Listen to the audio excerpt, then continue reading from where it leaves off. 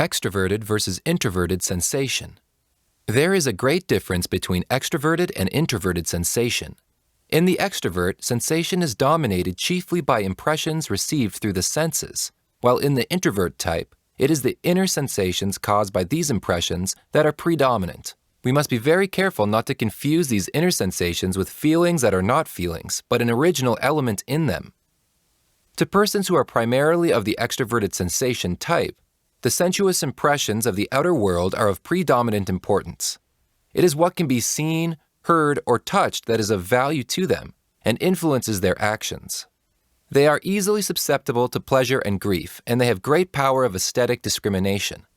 On the other hand, they are very dependent on their surroundings, and although they often perceive themselves as action men, their activity is chiefly reactive. If sensation is introverted, the mind is chiefly influenced by inner sensations. An instance of this type is the artist who approaches his work exclusively from the subjective point of view.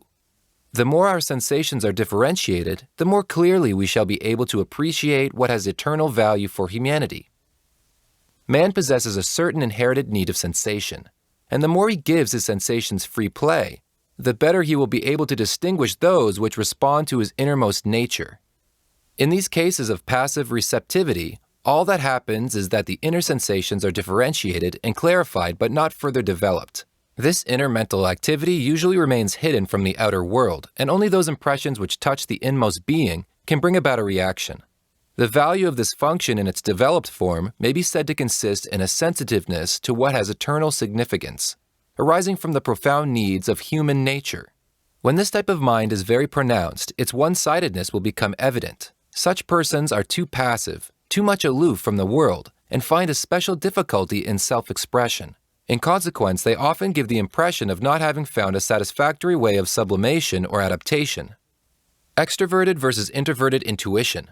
If intuition is combined with an extrovert attitude, then the individual will form intuitive judgments of what goes on in the outer world, and will be apt suddenly to discover connections between things, without being able to explain them in a very elaborated manner.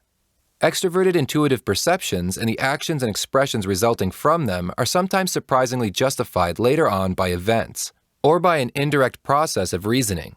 While sensation is chiefly concerned with the empirical actuality of things, intuition sees what is of noetic and ideational importance. Intuition is especially acute in discovering all the various possibilities of ideational development and activity. Even in cases where intuition is not the leading function, it is often capable of finding a solution where no other function could succeed. Jung writes of intuition that if it predominates, all the ordinary circumstances of life seem to be enclosures, out of which intuition must find a way. It is often seeking for new paths and new developments of life in an outward direction. All circumstances soon appear to the intuitive mind as a prison, or as an oppression, which causes a longing for liberation. Things in the outer world seem at times to acquire an exaggerated value when they can be made use of for the purpose of a solution or a liberation or the discovery of new possibilities. But as soon as they have served as a bridge or ladder, they seem to have lost all value and are cast aside as unnecessary lumber. A fact is only valued insofar as it may contain new potentialities, which may outgrow the original fact and serve in turn to liberate the individual. Possibilities that arise suddenly become compelling motives to the intuitive mind, and it will sacrifice for them everything else. In contrast with the advantages of this rich variety of possible activities, we find the disadvantages of such qualities as changeableness, fickleness, and lack of harmony. While extrovert intuition deals with possibilities of the outer world, introvert intuition sums up psychic events in images which have a subjective value and significance and express inner possibilities. These images appear as spontaneously as the judgments of extrovert intuition, so that sometimes the images and convictions are not recognized as having their origin in the individual's own mind. This applies not only to the hallucinations of the insane, but also to the inspiration of artists, prophets, and saints. Nietzsche, for example, is said to have felt as if his Zarathustra had been dictated to him by someone else. But as men's minds are nowadays chiefly directed towards the outer world, we usually meet only with inferior expressions of this function. The value of such inspiration is more likely to be appreciated by artists or by persons with deep religious feelings. If the intuitive function predominates, inspiration will be looked upon as the most valuable psychic process. Sometimes this inward contemplation is looked upon as an aim in itself, but it can only be called a form of sublimation if the object of contemplation has some general or ideational significance, which will probably be of an artistic, moral, or religious kind if paired with feeling, or a technical or political kind if paired with thinking. The disadvantage of the introverted intuitive function is the vagueness which it frequently shows. Its predominance in the individual will often lead to muddle-headed mysticism and overconfidence in the subjective point of view. Extroverted versus introverted feeling. In the extrovert type, feeling depends chiefly upon the outer world, and the individual will feel a wide range of contact between himself and his surroundings. His life will be influenced not so much by overpowering emotions and moods, which are the expressions of non-differentiated feeling, but by the desire to bring his perceptions, thoughts, and actions into satisfactory relation with the outer world. He will readily express his feelings and so endeavor to create a harmonious atmosphere of which he stands in urgent need. His expression of feeling will arouse similar feelings and moods in others, and he will often show great skill in this process of suggestion.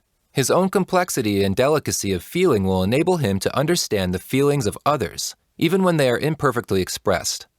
This understanding may not always be conscious, but it will appear in his reactions, and all these various qualities will help him to get into touch more easily with others. The danger will be that in order to obtain a pleasant relationship, he may unduly suppress other valuable sensations and intuitions, and sometimes allow the objective truth to be obscured, so that his feeling comes to be satisfied with the more semblance of things. The introvert feeling type is more interested in his inner harmony. His deep emotions and moods are often hidden from the outer world, except in the case of an artist, who may reveal himself in delicately sensitive expressions and actions. The feeling introvert, like the sensation introvert, is inclined to shield himself from the influence of the outer world, and allows only what satisfies his inner needs to act upon his mind. But his sensations and moods will be much more highly organized and developed than would be the case if sensation alone predominated. His inner life will be more individual and coherent. His attitude towards the problems of life will determine which sensations and impulses he will accept or reject. The rich complexity of his feelings will enable him to find certain ways of sublimation, but he will adapt himself almost exclusively to his inner life. This adaptation is of no immediate social use, unless he expresses himself in art or in religion. The unhappy fate of being misunderstood is often the result of this lack of outward expression. Extroverted versus introverted thinking. Although both extrovert and introvert thinking are concerned with fixing values, we find that their different attitudes will produce very different results. The thinking extrovert classifies his sensations according to the opinions and ideas of the outer world and of his social surroundings. He also systemizes by thought the life of the impulses, valuating it according to principles borrowed from his surroundings. He tends to neglect the claims of his inner disposition for the sake of his experiences of the outer world. Material facts are what chiefly govern his mind, and when his thought groups these facts into an objective system, the result will often be a materialistic view of life.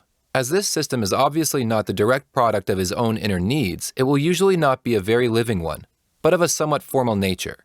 A man of this type unconsciously makes the mistake of transferring the immediacy of his external sensations to his method of dealing with his experiences.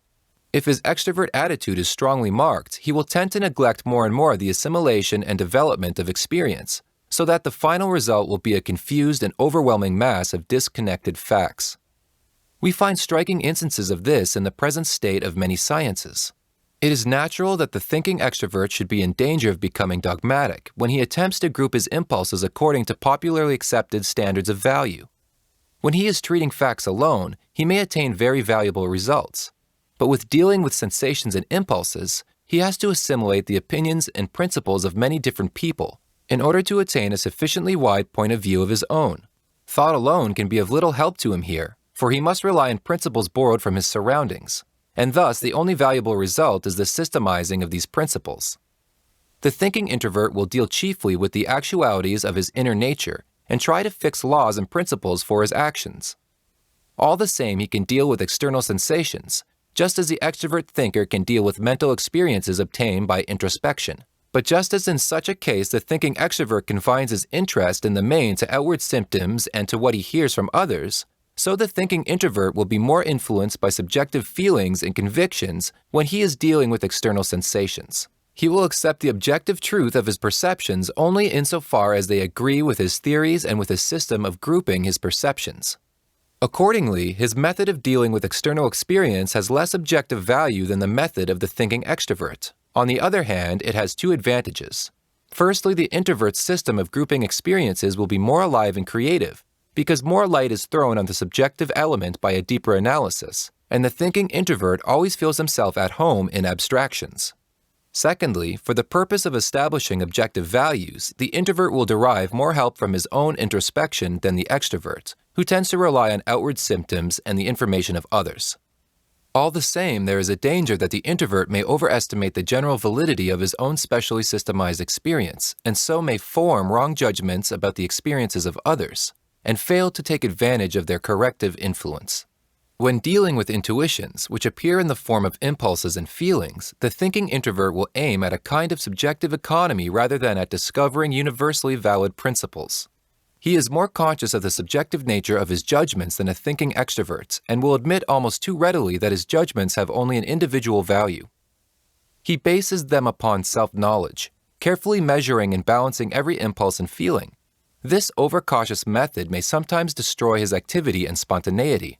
Thus, there is a danger both of his becoming sterile and too obstinate and theoretic in his opinions, because he spends too much thought upon the search for a right line of conduct.